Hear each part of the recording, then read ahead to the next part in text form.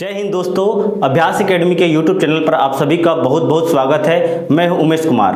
दोस्तों, आज है 16 सितंबर और पूरे विश्व में आज के दिन विश्व ओजोन दिवस के रूप में मनाया जाता है।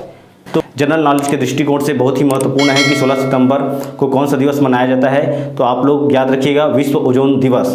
तो आइए जानते हैं विश्व ओजोन दिवस के बारे में कुछ महत्वपूर्ण तथ्य और कब इसकी शुरुआत हुई और कहाँ से शुरुआत हुई।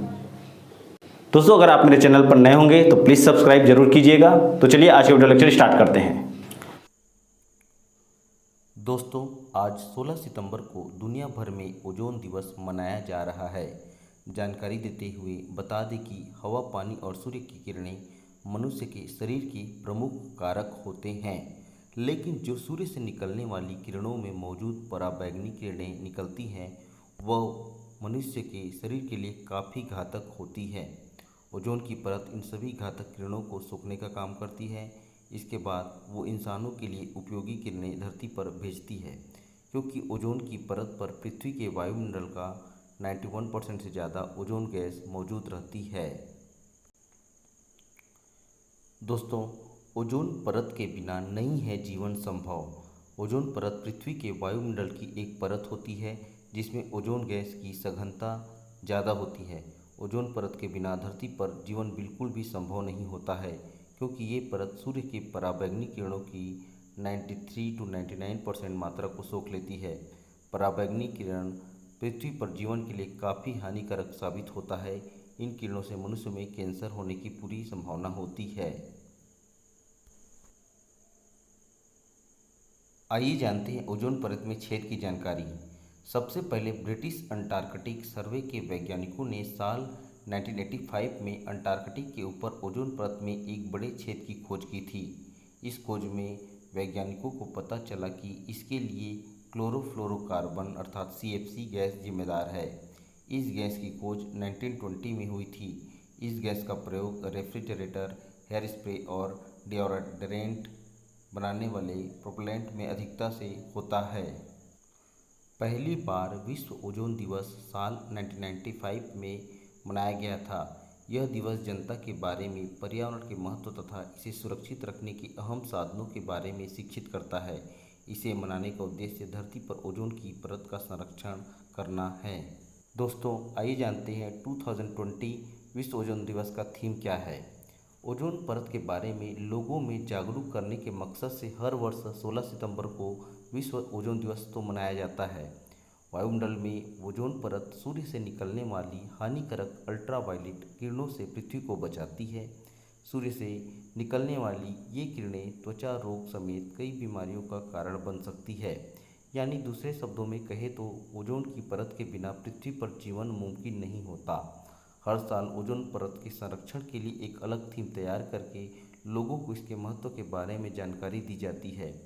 विश्व ओजोन दिवस 2020 का थीम है विश्व ओजोन फॉर लाइफ है।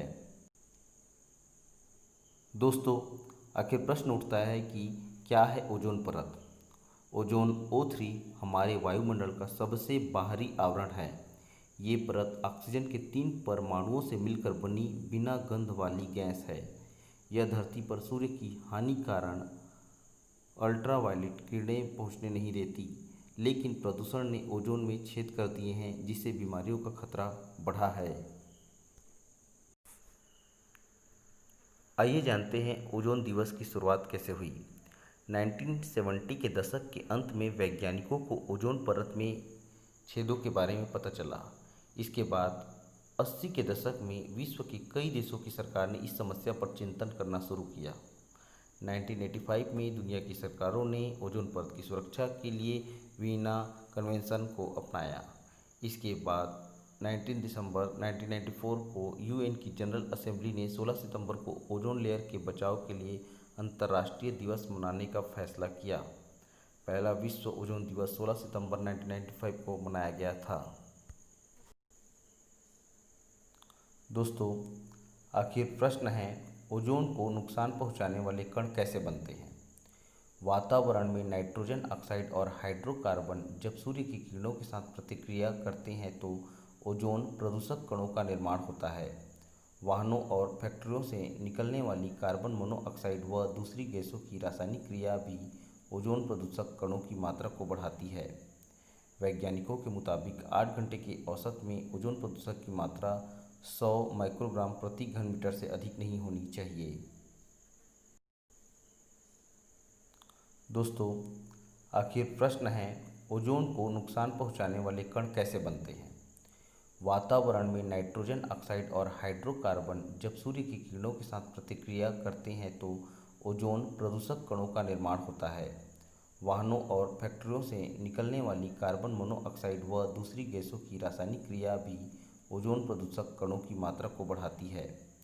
वैज्ञानिकों के मुताबिक 8 घंटे के औसत में ओजोन प्रदूषक की मात्रा 100 माइक्रोग्राम प्रति घन मीटर से अधिक नहीं होनी चाहिए। ओजोन गैस क्या है? ओजोन एक वायुमंडलीय गैस है या ऑक्सीजन का एक प्रकार है। 3 ऑक्सीजन परमाणुओं के जुड़ने से ओजोन O3 का एक अणु बनता है। इसका रंग हल्का नीला होता है और इससे तीव्र गंध आती है। ओजोन गैस की एक परत पृथ्वी के वायुमंडल के ऊपर है, जो कि सूर्य से निकलने वाली पराबैंगनी किरणों से हम सभी लोगों की रक्षा करती है।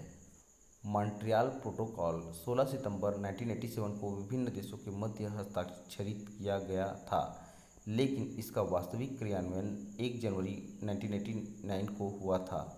ऐसा विश्वास किया जाता है कि वर्ष 2050 तक ओजोन परत को नुकसान पहुंचाने वाले पदार्थों के उत्पादन पर नियंत्रण स्थापित कर लिया जाएगा।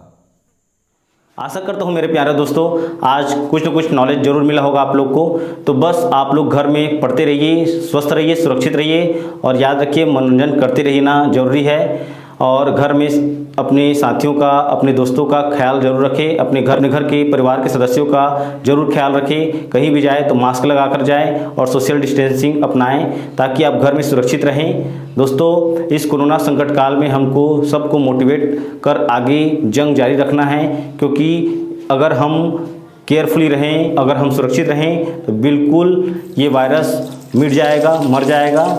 तो मेरे प्यारे विद्यार्थियों, फिर मिलेंगे एक नए वीडियो लेक्चर के साथ। तब तक आप घर में सुरक्षित होकर पढ़ते रहिए। धन्यवाद। जय हिंद, जय भारत।